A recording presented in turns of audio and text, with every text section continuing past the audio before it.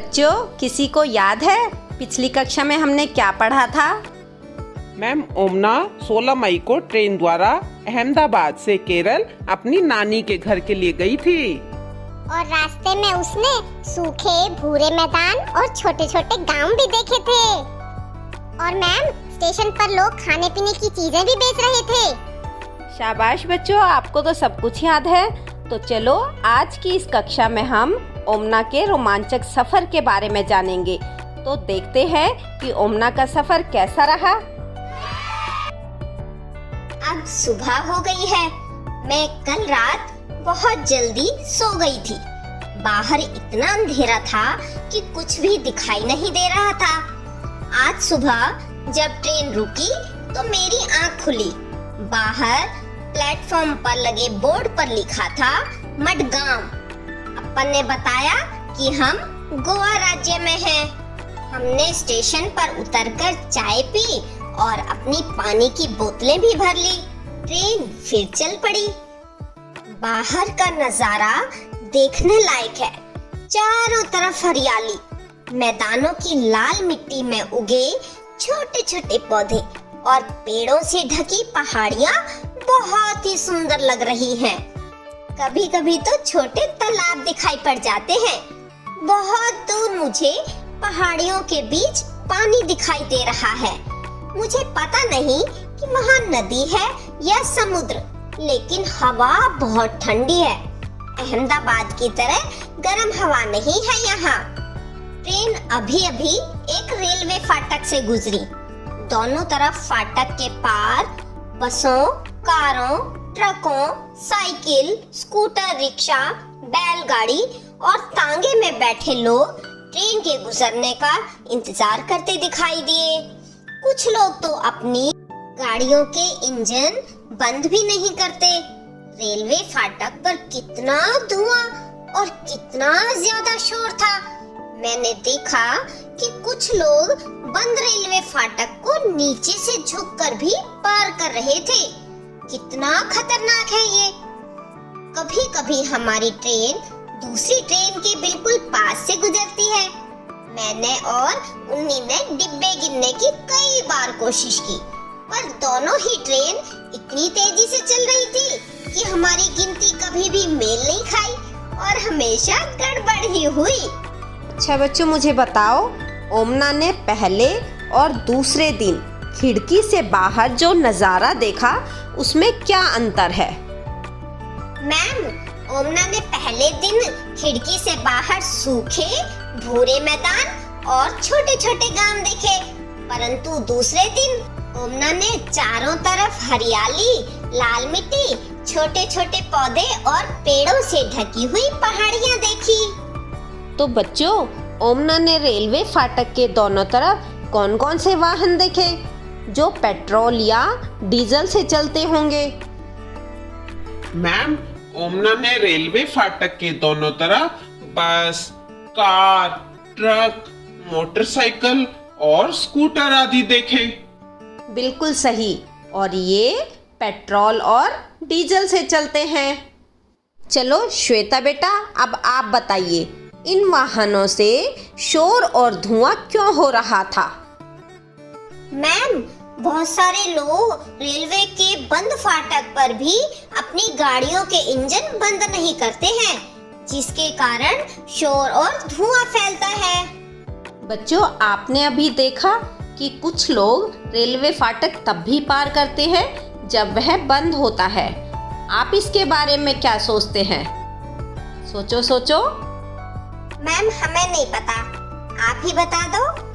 बच्चों, कुछ लोग रेलवे फाटक गलत तरीके से पार करते हैं, जिसमें जान जाने का खतरा बना रहता है। उन्हें अपने अनमोल जीवन को इस तरह मुश्किल में नहीं डालना चाहिए।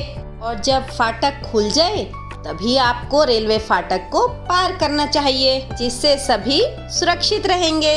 मैं खिड़की के पास आंखें बंद किए हुए बैठी थी कि अचानक से ट्रेन के चलने की आवाज कुछ बदल गई। मैंने आंखें खोली और क्या देखा कि हमारी ट्रेन नदी के ऊपर बने हुए पुल पर से जा रही थी। कितना बड़ा था वह पुल। पुल पर से जाते हुए ट्रेन के पहियों की आवाज भी कितनी अलग होती है। मैंने खिड़की से नीचे झांका तो मुझे बहुत डर लगा। पटरी के नीचे जमीन तो थी ही नहीं, केवल पानी ही पानी था।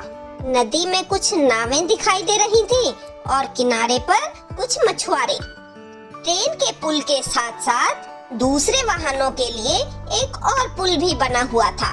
वह इस पुल से अलग तरह से बना था। मुझे लगा कि हमारे जैसे पुल के ऊपर से जाने में ज्यादा मजा है। बच्चों, क्या आपने भी पुल देखे हैं या कभी किसी पुल पर से गुजरे हो और कहाँ पर? तो इस विषय पर कक्षा में अपने मित्रों से चर्चा करना। पिछले कुछ घंटे बहुत ही मजेदार रहे। नाश्ता करने के बाद मैं कॉमिक पढ़ने लगी। बाहर बहुत तेज धूप खिली थी। अचानक से बिल्कुल घुप अंधेरा। मैं बहुत डर गई, लेकिन किसी ने बताया कि हम सुरंग में से गुजर रहे हैं। पहाड़ को काटकर बनी हुई सुरंग। ऐसा लग रहा था जैसे सुरंग खत्म ही नहीं होगी। जैसे अचानक अंधेरा हुआ था, वैसे ही पहले की तरह भरपूर रोशनी हो गई। खिड़की से बाहर चमकती हुई धूप, रोशनी और हरियाली थी। ट्रेन सुरंग से बाहर निकल चुकी थी। अप्पा ने बताया कि हम पहाड़ के दूसरी तरफ पहुंच गए हैं। तब से लेकर अब तक हम 4 और छोटी सुरंगों में से गुजर चुके हैं। पर अब मुझे सुरंगों से डर नहीं लगता, बल्कि मजा आता है। बच्चों, क्या आपको पता है कि गोवा से केरल तक के रेल के रास्ते में 92 सुरंगें और 2000 पुल हैं। और बच्चों, अब आप कल्पना करो, अगर ये सुरंगें और पुल ना होते तो ओमना की ट्रेन पहाड़ और नदियाँ कैसे पार करती? इस विषय पर अपनी कक्षा में अपने टीचर से चर्चा करें। अब दोपहर हो गई है। हमने उदीपी स्टेशन से जो गर्मा गर्म इडली वड़ा खरीदा था उसे खाया और वहीं से हमने कुछ केले भी खरीद लिए थे। केले थे तो बहुत छोटे छोटे, पर थे बहुत स्वादिष्ट। बाहर का नजारा फिर बदल गया है। अब हम हरे हरे खेत और बहुत सारे नारियल के पेड़ देख पा रहे हैं। अम्मा ने बताया कि यहाँ चावल की खेती होती है। बाहर सब कुछ अलग दिखाई दे रहा है। यहाँ के गांव और यहाँ के बने हुए घर। जानते हो, यहाँ के लोगों का पहनावा भी अहमदाबाद के लोगों से बिल्कुल अलग है। ज्यादातर लोग सफेद या क्रीम रंग की सूती धोती और साड़ियाँ पहने हुए हैं। शाम 6 बजे तक हम कोझीकोड पहुँच जाएंगे।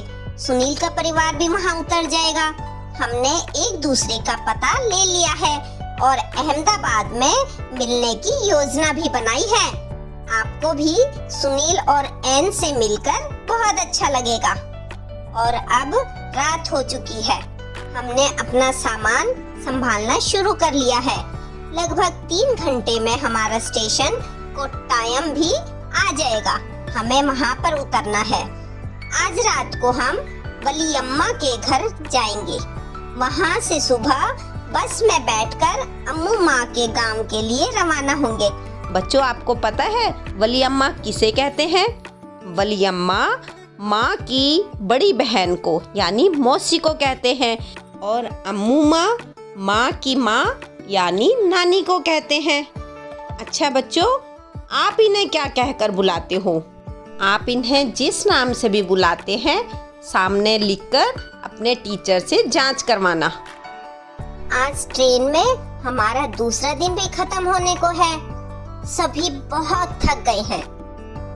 बाप रे, कितना लंबा सफर तय किया है हमने, पर मजा बहुत आया। अब मैं लिखना बंद कर रही हूँ। अम्मू माँ के घर पहुँचकर ही फिर डायरी लिखूंगी। तो अच्छा बच्चों, अब आप अपने टीचर से पता करके यहाँ पर लिखेंगे कि ये भाषाएं किस राज्य में बोली जाती हैं। और अब समय है अभ्यास कार्य करने का। इन प्रश्नों के उत्तर जल्दी से अपनी उत्तर पुस्तिका में लिखें और अपने टीचर से जांच कराएं।